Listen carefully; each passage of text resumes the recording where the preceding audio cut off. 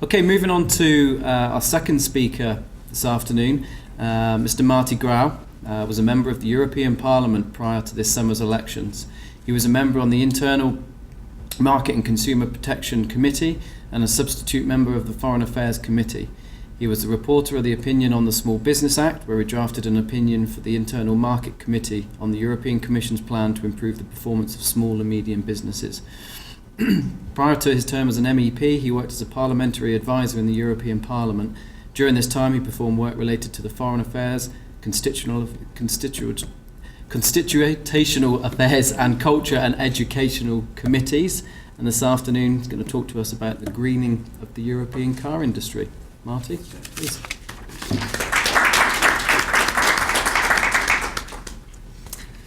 Thanks, Andrew, for your introduction, and thank you very much to the organizers of this interesting event. Thanks to SPIA, the West European Studies Department at IU, and all the other organizers. And well, I will try not to take advantage of the fact that we have a lot of time available for this panel, because as a good Mediterranean European, I tend to speak usually for a long time anyway, so I will try not to do that today. The stopwatch is running.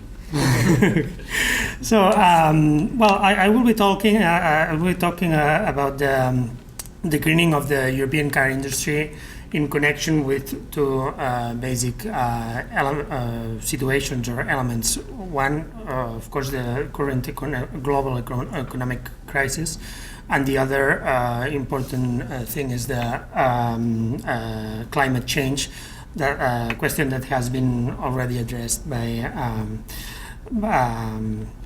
the previous presenter.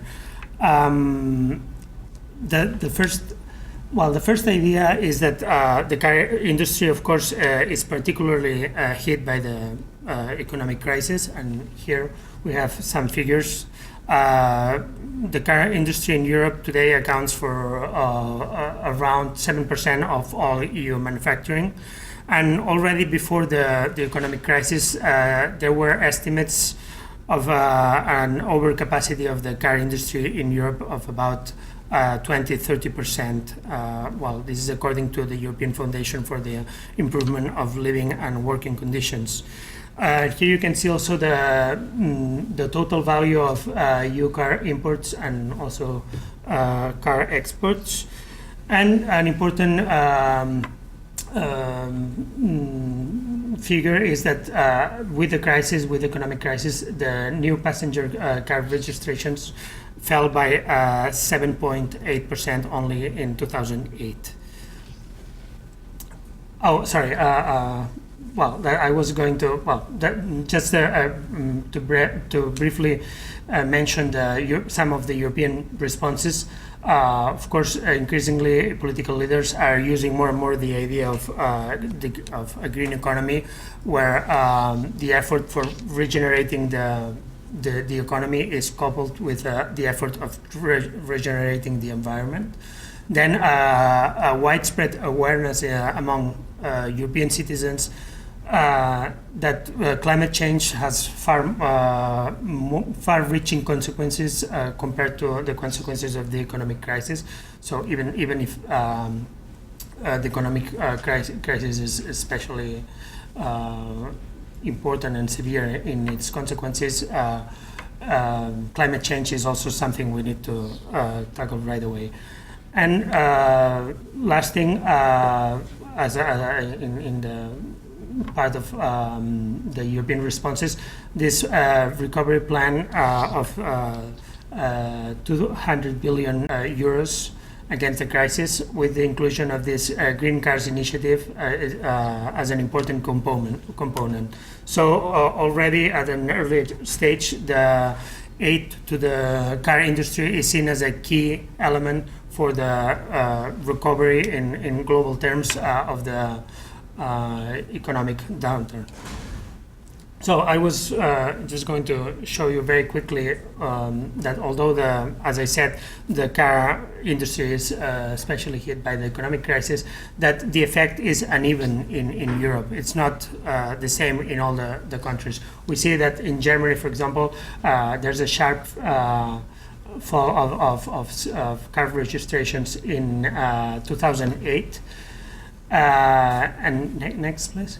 Then also in Spain is even sharper. I mean, it's especially in Spain where the crisis is particularly severe, and it affects especially key sectors like tourism and housing, which are huge in Spain.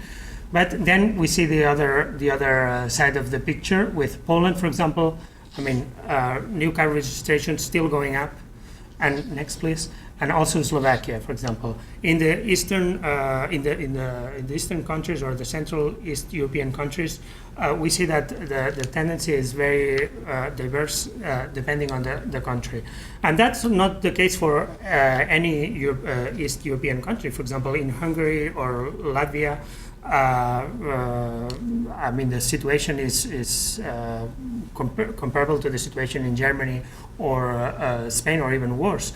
It really depends on how I guess I would say that how the transition was effectuated from the situation, the economic situation in the 90s, and the post-accession economic environment in Poland, for example. Poland went through problematic years around the date of accession, and it was just now like going up again in some respects. So we can see that reflected in some new car registrations as well in Slovakia, and also the importance of outsourcing industrial outsourcing in those countries, especially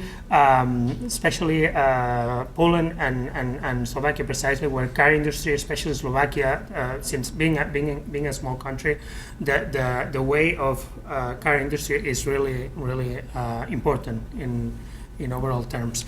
And of course, the possibility of Slovaks to be building some components, car components, also means that they can keep some the jobs protected at their national level. So here, well, I just put the question with a question mark. Europe, a leading player in environmental protection. I mean, that connects with the previous presentation. Of course, in Europe, you would hear lots of statements in favor of environment protection and ambitious goals that are being set by politicians, etc. That's true, but and that's true also in view of the Copenhagen summit.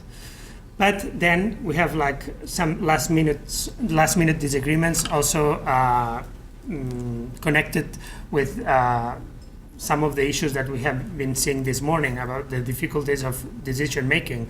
That of course there are like 27 different governments, and not all the governments are willing to commit at the same level. And that happened exactly this week, only 2 days ago in October 21st. The last meeting of the Council of Ministers of Environment, where they could decide on a few points in view of Copenhagen. Well, namely the emission levels that they want to propose at Copenhagen for emissions in 2050. So in the long run. So up to 80 up to 90% of reduction of the 1990 levels. Also, the ministers would be ready to propose a reduction also for maritime transportation and airplanes, which didn't happen in the Kyoto Protocol. Those areas were excluded from the Kyoto Protocol, and now European ministers would be ready to also extend the reduction to these areas. But there's something important still missing. That is an overall goal for 2020, because I'm sorry that many of these ideas have been already said by the previous presenter, but there's a strong willingness, let's say, of like switching the goal from 20% to 30% by 2020, but there's not a consensus so far. So that's what is still missing from the Copenhagen, in view of the Copenhagen summit.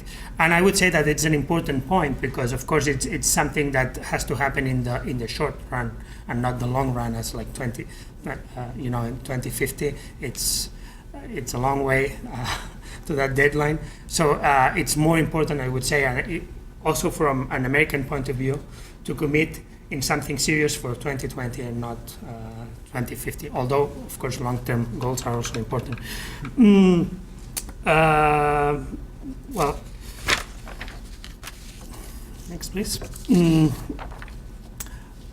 Then in connection with climate change package, well, we talk about climate change package to designate the set of new legislation that has been drafted or in the process of being drafted in the European Union institutions to tackle climate change. Basically, that means that new legislation in emissions curbing effort, safety standards also for cars, very important because that also helps reducing the impact on the environment. And also new investments in clean technologies such as electric and hydrogen cars. Then, as I already mentioned, the Green Cars Initiative, that's an important component of the overall response to the crisis. And that means a package of 5 billion euros in loans to the car industry. 4 of them come from the European Investment Bank, and then an additional billion from the 7th Framework Program for Research. So that means that also the investment that goes directly to research projects is very important. And as we will see, that's also important for diversification of technology, not investing everything on just one specific technology, but coming up with diverse solutions for clean cars. The goals for the climate change or contained by the climate change package have been also explained, but basically the goal is to have by the deadline of 2020 a share of 20% of renewable energy, 10% of biofuels, and also saving 20%. So energy efficiency increased by 20% by 2020. So it's easy to remember all these 20%, 20, so it's all about the same numbers. That's kind of catchy also in Europe. Like when politicians use this slogan to make people more aware of the importance of this effort.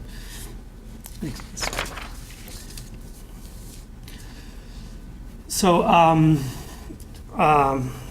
now focusing more specifically on the new legislation for the reduction of emissions.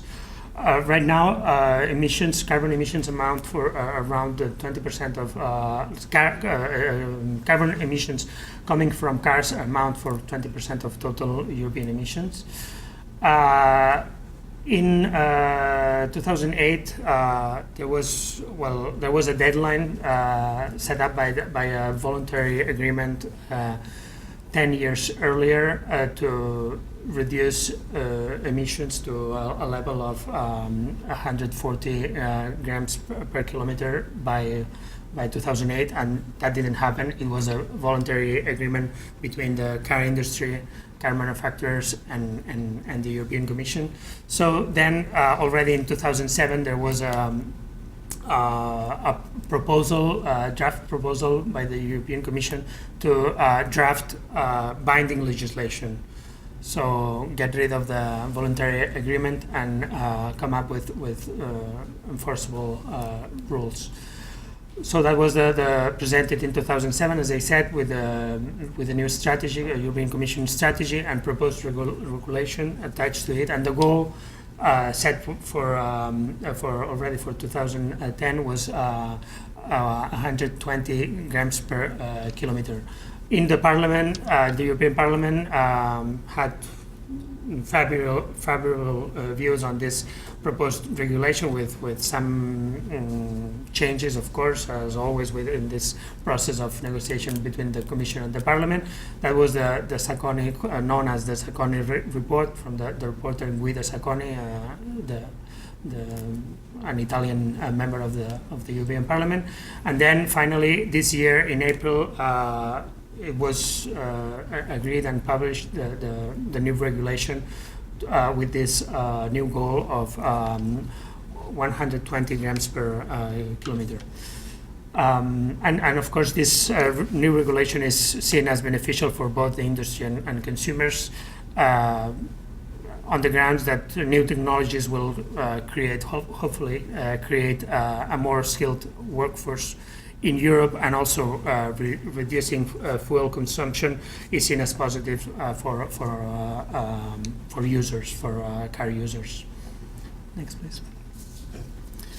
So, what is in this new regulation? So, first of all, one of the important features of this regulation is the so-called integrated approach. That means that the goal is to be reached not just by technology improvements that are being required to manufacturers, but also by complementary measures that amount for the remaining 10 grams per kilometer, such as more use of biofuels, some technical adaptations in the car, like air conditioning, and also changes in driver behavior. Next, please. Another important component of this regulation is the spreading of the burden among car makers. So, of course, the new measures would have a very different impact in car industry depending on whether a certain industry produces more like light cars or luxury cars, heavy duty cars, etc. So to avoid that some car companies turned out to be discriminated, let's say, compared to others, there's the possibility of spreading the burden within the company with different kinds of production. So if you produce light cars that go below the goal, the established goal, then you are permitted to produce like cars that luxury cars that are, like, for example, like especially the German industry that has more like luxury cars that have higher emissions, can be balanced with other kinds of production. So what counts is the average emission for a certain company at the end of the year. Next, please.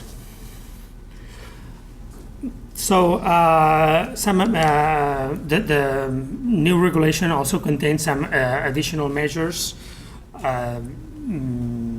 mostly directed to encouraging member states to adopt, to pass more specific legislation to encourage certain aspects of car production and clean car production. So car taxation, that's something that the European Union proposes for member states in order to promote and stimulate the purchase of fuel-efficient vehicles. Another measure that is being proposed, but left to the discretion of states, is to review labeling rules to include information on how polluting is a car or how clean is a car. So that would help raise consumer awareness. And also investing more, encouraging states in investing more in research to be able to set the goal of 95 grams per kilometer by 2020. So there's the belief that if there are heavy investments in some areas such as electric cars, hydrogen cars, the goal could be even more ambitious for 2020. And then again, like signing a voluntary EU-wide code of good practice of on car marketing and advertising, focusing on sustainable consumption patterns rather than car performance. And here you can see also the proposed progression of the implementation of this goal of reduction of the emissions. Next, please. The current debate within European institutions is now with bans, and some countries, France, Italy, and Germany, that probably are the main producers in this kind of vehicles, have asked the European Commission to water down the proposals for light commercial vehicles, and by not going ahead with this proposed reduction of 14%, sorry, of the emissions by July 2013. Next, please. And well, here's again the idea I was hinting at before earlier. The idea of diversification that is essential to the European strategy for tackling climate change.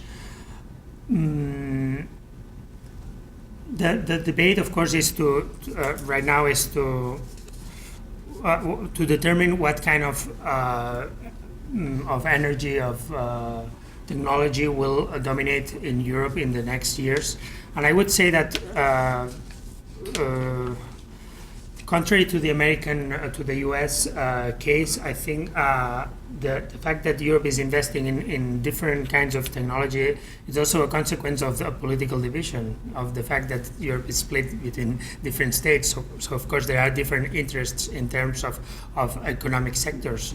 And so it would be hard for the European Commission to say, okay, we are going to focus on electric cars. Even if it was the right thing to do, it would be hard because some countries would have other kinds of interests. So in that case, the relative political division is beneficial to the diversity of technology investments.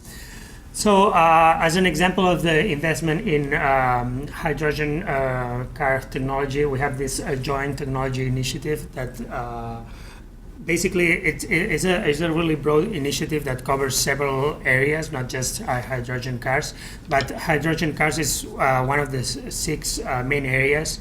And this joint technology initiative is devoted to projects that need public-private partnership, that things that can't be dealt just by the usual R plus D investments or instruments that need like further encouragement. So and this initiative is focusing in actually making it possible for producers to put rapidly cars into the market. So not just the research part of it, but also the passage to actually selling this kind of new cars. Next, please. Well, electric cars, of course, is also an important sector, and the different issues that have been being discussed in Europe is, well, that the critics would argue that the distances that this kind of cars can cover are still very, reduced. So the industry is really working in enhancing battery range, so come up with new batteries that allow for bigger distances to be covered. Then, of course, the other important issue that involves also regional and local powers in creating the right infrastructure for powering stations for this kind of cars. So fortunately, European mayors and European regional authorities are very much committed in setting up their own networks for helping the development of the electric car, which is something essential because otherwise it's not competitive. I mean, nobody would ever buy an electric car if there's not the possibility of recharging at least as often as you can, put gas in your conventional car. Like in terms for it to be competitive, it has to reach at least the same level that conventional cars have right now.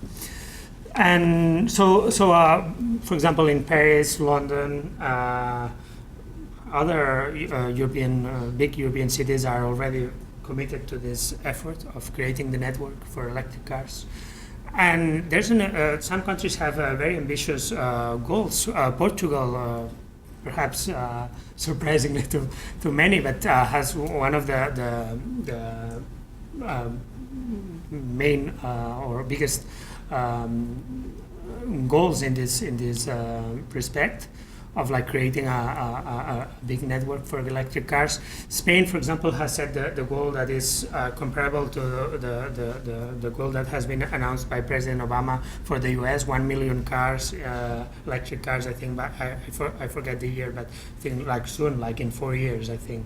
I forget exactly if it's 2012 or 14, but anyway, like 1 million electric cars. So that's the same goal for Spain and for the US.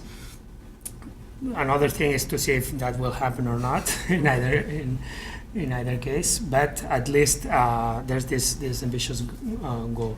Next, please. And well, here I already started talking about it, but comparison between the American and the European case. I would say that in the United States we see an unprecedented public intervention in the car industry, but at the same time, probably this is in line with the usual European standards of actually taking care of the car industry with heavy subsidies and recovery packages. That has happened over the time a lot in Europe with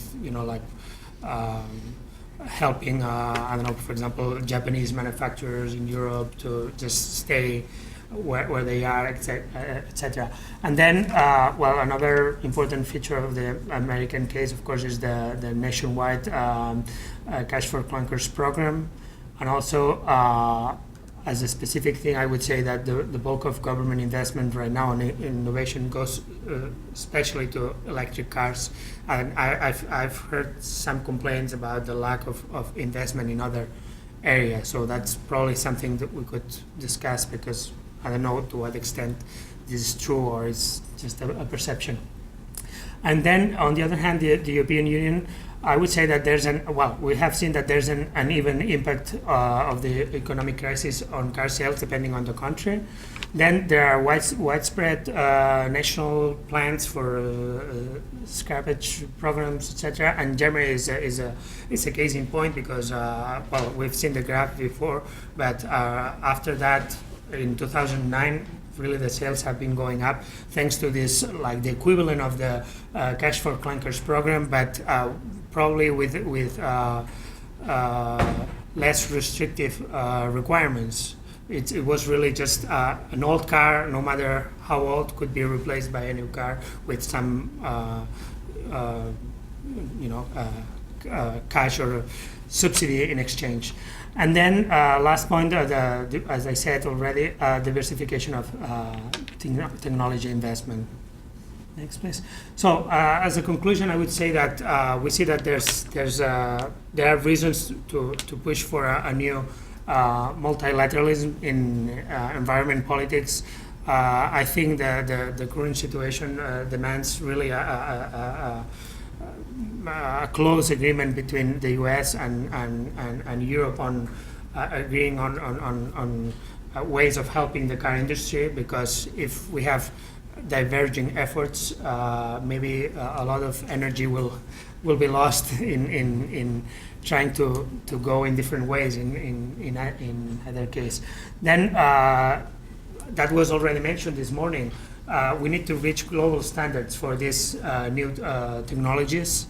So it wouldn't make sense that we come up with some standards for Europe for electric or hydrogen cars, and here in the US there are other standards, because that would seriously damage the industry as a whole.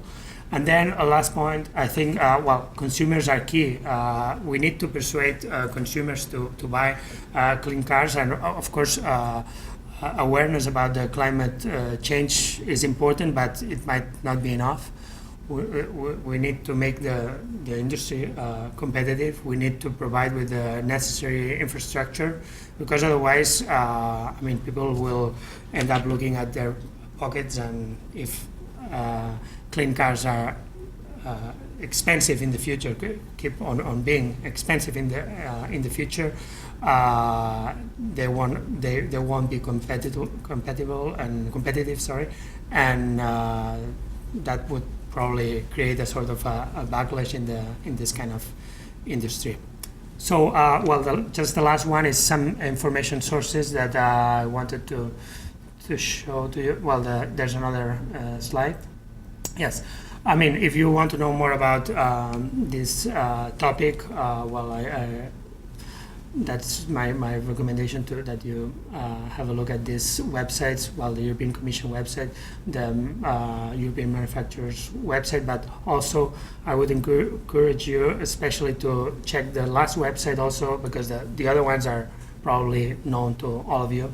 But the last one, Euractiv, is, I think it's a good source of information for this kind of, not just for car, of course, for the car industry or for climate change, but all sorts of policies in Europe. It has really detailed information on all the areas of European policies. Thank you very much.